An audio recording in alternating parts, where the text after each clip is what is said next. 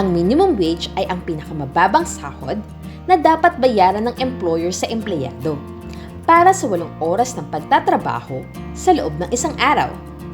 Ito ay tinatakda sa isang wage order na ini-issue ng Regional Tripartite Wage and Productivity Board o RTWPB ng bawat rehiyon.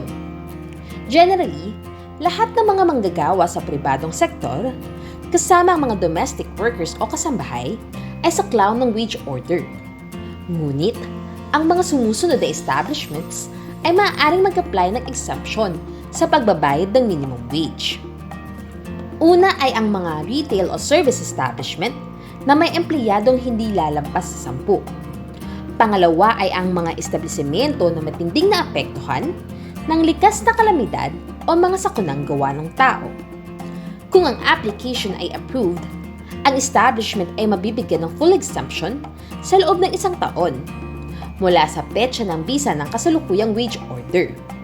Gayunpaman, dapat pa ring bayaran ng mga exempted establishments ang kanilang empleyado ng nararapat na sahod sa ilalim ng pinalitan o nakaraang wage order.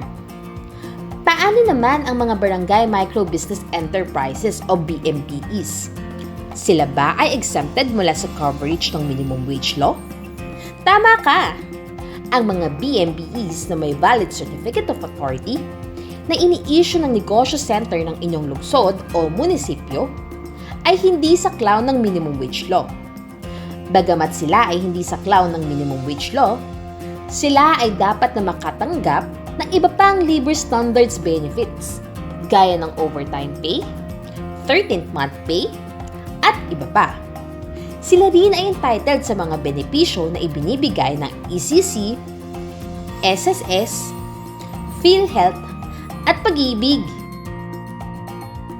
Para sa karagdagang impormasyon, maaari ninyong i-download ang Handbook on Workers' Statutory Monetary Benefits sa www.dole.gov.ph. At kung kayo ay may iba pang katanungan, maaari kayong tumawag sa aming hotline sa numerong 1349 o dumulog sa pinakamalapit na Dole office sa inyong lugar.